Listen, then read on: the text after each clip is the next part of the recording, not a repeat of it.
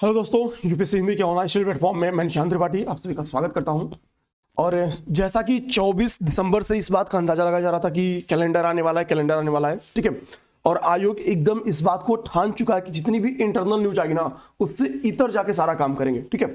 अब देखेंगे, किसी ने सोचा भी नहीं होगा कि यार कि संडे को नॉर्मली आयोग वर्किंग टाइम तो नहीं रहता है, ठीक है, सीधी सी बात है। और मॉर्निंग में ऐसा कैलेंडर दिखना तो ये बताता है कि आयोग बहुत कुछ सरप्राइज करने वाला है, ठीक है। ये खबरियों के दम पे अब कुछ चीजें नहीं चलने वाली है, ठीक। अच्छा, हम लोग अब मेनली कैलेंडर के बारे में आते हैं। तो अभी देखिए यहाँ पे कई सारे एग्जाम के कैलेंडर आए हैं, ठीक है। लेकिन मेनली हम लोग दो जिन कैलेंडर्स का इंतजार करते हैं वो था अपर का एग्जाम और आरओ का एग्जाम। ध्यान देंगे, मैं आपको इस कैलेंडर के बारे में डिटेल चीजें बताऊंगा कि सर ये आरक्षित क्या लिखा गया है, ये सब चीजें क्या लिखी गई हैं, ठीक है। इन पे डिटेल चर्चा करेंगे, निश्चिंत रहना। पहली बात तो जो सबसे अच्छी बात है, आप देखेंगे 2023 की आप स्ट्रेटजी अब यहां से स्टार्ट कर लीजिए, क्योंकि कैलेंडर आ चुका है। और इस बार आपका एग्जाम पूरे एक महीने पहले करा जा रहा है। अगर आपको याद होगा तो लास्ट एग्जाम आपका 12 जून को हुआ था और इस बार आपका एग्जाम 14 मई हो रहा है, यानी लगभग एक मंथ पहले आपका एग्जाम हो रहा है। दोस्त, जब बारी आती है कि एक मंथ पहले एग्जाम हो रहा है तो आपकी स्ट्रेटजी में कितनी बड़ी चेंजिंग चाहिए आप समझ सकते हैं। जो चीज आप ठानते हैं ना कि मैं लास्ट के 2.5 महीने में करूंगा, अब वो 2.5 महीना आपको पहले लेके आना है, ठीक है। यानी जिनने सोचा था पहले कि मैं मार्च से प्री पढ़ना स्टार्ट करूंगा, उनको दोस्त फरवरी से स्टार्ट करना पड़ेगा। आप सब इस हिसाब से अपनी स्ट्रेटजी डिजाइन करो, एक मंथ पहले अपनी स्ट्रेटजी लेके आओ। जो टेस्ट आप एक महीने बाद ज्वाइन करने वाले थे वो पहले लेके आइए, जो क्रैश कोर्स आप एक महीने बाद ज्वाइन करने वाले थे वो पहले लेके आइए। अपनी स्ट्रेटजी में एकदम चेंजिंग कीजिए। हालांकि इस बार 2028 से आप देखेंगे रिकॉर्ड टाइम मिला है इस बार मेंस के एग्जाम के बीच में, ठीक है। रिकॉर्ड टाइम मिला है। Record time in the sense मेरा यही है कि इतना टाइम तो नहीं ही मिला है आज तक, ठीक है। जब से पैटर्न चेंज हुआ है खासतौर पे उसके बाद से 2018 में टाइम इसलिए ज्यादा मिल गया था क्योंकि कुछ डिस्कशंस थे आयोग के अंदर, ठीक है। तो वो आयोग के अंदर अंतर्निहित कमियों के कारण क्या हुआ है कि 2018 का एग्जाम देने हुआ था, उसके बाद से आप एग्जाम देखिए ना 2.5 महीने, ठीक है, 2.5 से 3 महीने के बीच में आपका मेंस पड़ जा रहा था, ठीक। तो इतना लंबा, इसके पीछे की कई कयास है। देखिए, मेरा और मैं और अपनी टीम से बात कर रहा था कि सर हम लोग को भी इंटरनल खबर आ ही चुकी थी कि एग्जाम आपका 14 मई को होने वाला है। 14 मई होने वाला था तो हम लोग भी डिस्कस किया यार कि ऐसा क्यों कि इस बार यूपीएससी से पहले एग्जाम क्यों ले रही है। तो इसके बेनिफिट्स भी मैं आपको बताता हूं और आयोग की सोच भी मैं बताता हूं। आयोग को पता है कि जो यूपीएससी वाले बच्चे ना, ये कहीं ना कहीं क्या करते हैं कि जब इनका एग्जाम खत्म होता है तो ये केवल बैक ईयर पढ़ के एग्जाम निकाल देते हैं, ठीक है, यूपीपीसीएस का। तो एक तो क्या जो कोर यूपीएससी वाले बच्चे रहेंगे ना, वो क्या सोचेंगे कि उनके लिए थोड़ा बैक ईयर पढ़ना टफ रहेगा एग्जाम के ड्यूरेशन में। अब मुझे ना कि 14 मई को एग्जाम देना है, यानी एक हफ्ते पहले अगर बैक ईयर पढ़ना स्टार्ट करें जैसे पहले आयोग करते थे, तो भैया आपको 7 तारीख से बैक ईयर पढ़ना स्टार्ट करना यूपी का। और ये कहना कि उनके यूपीएससी वाले एग्जाम के हित के लिए टकरा जाएगा। तो आयोग एक तो व्यवस्था की है कि जो अपर में जाने वाले बच्चे हैं, अपर वाले सॉरी जो यूपीएससी वाले बच्चे हैं, उनकी मात्रा थोड़ा प्रीलिम्स से ही कम कर दी जाए, जो कि पीसीएस का मेंस लिखे। पहली स्ट्रेटजी उसकी है, ठीक है। मुझे इसमें एक दूसरी स्ट्रेटजी भी शामिल लगती है, हालांकि उस स्ट्रेटजी पे कभी डिस्कशन नहीं करना चाहिए कि ड्यूरेशन। एक चैनल ने बोला भी है, मैं इस बात को सोच भी रहा था तो मैंने देखा उन्होंने अपलोड भी किया है कि एक लंबा ड्यूरेशन मिला है तो हो सकता है कि मेंस के पैटर्न में कुछ चेंज होने वाला हो। ये भी एक सच्चाई हो सकती है, ठीक है।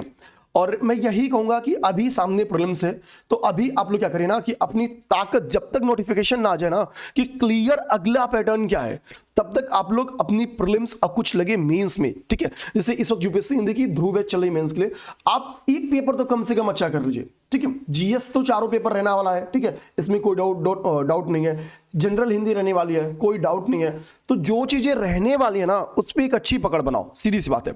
आप देखेंगे कि जो आपकी यूपीएससी का मेंस का एग्जाम है वो 15/9 को है, ठीक है। जो आपकी यूपीएससी के मेंस का एग्जाम है वो 15/9 को है, और जो अपर के मेंस का एग्जाम है वो आपका 23/9 को है। तो जाहिर सी बात है, जब 15/9 को आपकी यूपीएससी का एग्जाम चला तो नॉर्मली 5 से 6 दिन चलता है, तो आपका 6 दिन जोड़ेंगे 15 में तो आपका लगभग 21-22 तारीख हो जा रहा है, यानी जस्ट एक दिन बाद जैसे इस बार था, ठीक है, आपका इस बार अपर का मेंस पड़ जाएगा, ठीक है। तो ये एक क्या है ना कि बेसिकली एक ड्यूरेशन का गैप दिया, 14 दिन पहले एग्जाम करवा रहे हैं, ठीक है। ये एक अच्छी खबर है, ठीक है। 14 दिन पहले एग्जाम कराना एक अच्छी खबर है। आप अगर स्टेट के नजरिए से देखेंगे तो ये एक अच्छी खबर है।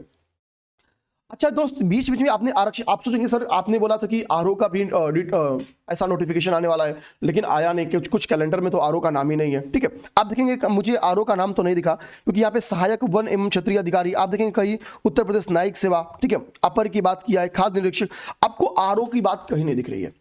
दोस्त यहाँ पे जो आरक्षित डेट है ना, इस पे कहने का मतलब है आयोग का कि मैं इस पे कोई अन्य एग्जाम करा सकती हूँ, कोई अन्य एग्जाम। 22 और 29 जनवरी में कोई अन्य एग्जाम हो सकता है, तो एकदम पॉसिबल नहीं, वो आरओ का एग्जाम एकदम नहीं होगा, क्योंकि अभी तो नोटिफिकेशन नहीं आया है। ठीक है, तो सीधी सी बात ये नहीं होगा। अगला आरक्षित डेट इनका कब है? अगला आरक्षित डेट इनका मार्च में। तो मार्च में एग्जाम का संभावना तब रहता ना दोस्त, जब अब तक इनका फॉर्म भरना स्टार्ट होता था।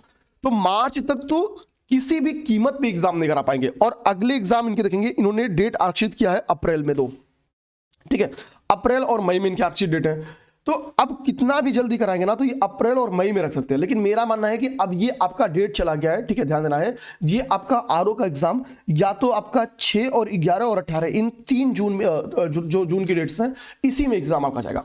आरओ मेरा मानना है अब जून चला गया आपका, ठीक है, क्योंकि आरक्षित डेट जो दिए गए ना, जो आपकी मई के पहले आरक्षित डेट है, वो आरओ पे फिट नहीं बैठ रहा है। ठीक है, बाकी आयोग कुछ भी कर सकता है, बहुत शॉकिंग न्यूज देने वाला है। ठीक है, इसी के लिए क्या ना, उसने आरओ के डेट को दिया नहीं। हो सकता है कि उसकी स्ट्रेटजी कुछ ये भी हो कि मैं क्या करूं कि जनवरी फरवरी में, ठीक है, और नोटिफिकेशन निकाल के अप्रैल में एग्जाम करा लूं, कुछ भी उसके टारगेट हो सकते हैं। लेकिन ये तो है कि मार्च के पहले आपका आरओ नहीं होने वाला है। अब आरओ कितना भी जल्दी होगा ना, आयोग एकदम सरप्राइज करेगी, तो अप्रैल जाएगा या मई जाएगा। ठीक है, ठीक है, और मई इसलिए नहीं जाएगा क्योंकि मई में आपका अपर है, मई में आपका अपर पीसेस है, तो इसलिए मई की चांस नहीं है, क्योंकि मिड मई में ही आपका अपर है। ठीक है, तो आयोग इतना डाउट नहीं करेगी बच्चों के साथ। ठीक है, तो वो आपका या तो अप्रैल पड़ेगा, और अगर अप्रैल में नहीं हुआ तो मई में एग्जाम आपका आरओ कतई नहीं पड़ने वाला, फिर आपका जाएगा जून या जुलाई। ठीक है, इस चीज को दिमाग रखना है। ये आपकी आरक्षित डेट बताते हैं कि आपका आरओ की संभावना कब है बनने की। ठीक है, अब आपके लिए क्या स्ट्रेटजी होनी चाहिए आरओ की, क्या स्ट्रेटजी होनी चाहिए आपकी अपर की। ठीक है, इस पे मैं डिटेल वीडियो कर दूंगा। ठीक है, अभी मैंने देखा इस पे गौरव सर ने वीडियोस बनाए हुए हैं। ठीक है, लेकिन मैं इस पे जानबूझ के आया हूं ताकि आपके लिए बहुत अच्छी बात, ठीक है, ध्यान देना है, और तैयारी अपनी बेहतरीन तरीके से स्टार्ट कर दीजिए। ठीक है, यूपीएससी हिंदी से जो सपोर्ट बन पाएगा हम सब पूरी सपोर्ट करेंगे। जय हिंद, जय भारत।